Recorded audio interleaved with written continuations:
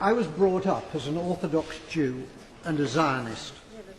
On a shelf in our kitchen was a tin box of the Jewish National Fund, into which we put coins to help the pioneers building a Jewish presence in Palestine. I first went to Israel in 1961, and I've been there since more times than I can count. I had family in Israel, and I have friends in Israel. One of them fought in the wars of 1956, 1967 and 1973, and was wounded in two of them. The tie clip which I'm wearing is made from a campaign decoration awarded to him, which he presented to me. I've known most of the prime ministers of Israel, starting with the founding prime minister, David Ben-Gurion. Golda Meir was my friend. So was Yigal Allon, the deputy prime minister, who as a general won the Negev for Israel in the 1948 War of Independence. My parents came to Britain as refugees from Poland. Most of their families were subsequently murdered by the Nazis in the Holocaust. My grandmother was ill in bed when the Nazis came to her hometown of Stachov. A German soldier shot her dead in her bed. Madam Deputy Speaker, my grandmother did not die to provide cover for Israeli soldiers murdering Palestinian grandmothers in Gaza. The present Israeli government ruthlessly and cynically exploit the continuing guilt among Gentiles over the slaughter of Jews in the Holocaust as justification for their murder of Palestinians. The implication is that Jewish lives are precious, but the lives of Palestinians do not count.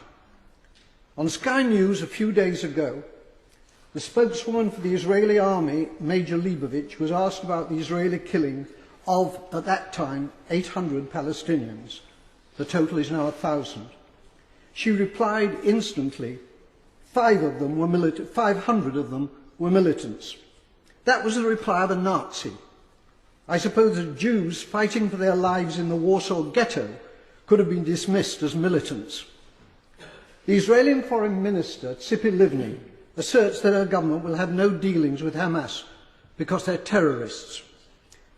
Tzipi Livni's father was Eitan Livni, Chief Operations Officer of the terrorist Irgun Tzvai Leumi, who organised the blowing up of the King David Hotel in Jerusalem, in which 91 victims were killed, including 4 Jews. Israel was born out of Jewish terrorism. Jewish terrorists hanged 2 British sergeants and booby-trapped their corpses. Irgun, together with the terrorist Stern Gang, massacred 254 Palestinians in 1948 in the village of Deir Yassin. Today, the present Israeli government indicate that they will be willing, in circumstances acceptable to them, to negotiate with the Palestinian President Abbas of Fatah. It's too late for that, Madam Deputy Speaker. They could have negotiated with Fatah's previous leader, Yasser Arafat, who was a friend of mine. Instead, they besieged him in a bunker in Ramallah, where I visited him. It's because of the failings of Fatah since Arafat's death that Hamas won the election, the Palestinian election in 2006. Hamas is a deeply nasty organisation, but it was democratically elected, and it is the only game in town. The boycotting of Hamas, including by our own government, has been a culpable error from which dreadful consequences have followed. The great Israeli Foreign Minister Abba Eban, with whom I campaigned for peace on many platforms, said, "You make peace by talking to your enemies."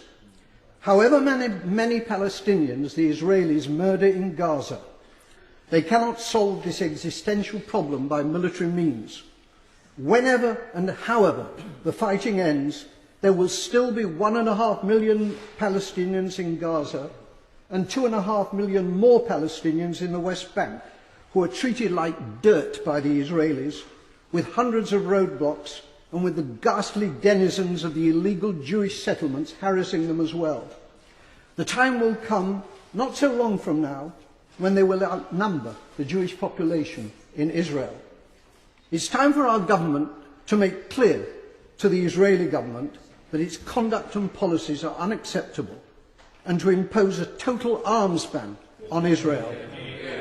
It is time for peace, but real peace, not the solution by conquest, which is the Israelis' real goal, but which is impossible for them to achieve. They're not simply war criminals, they're fools.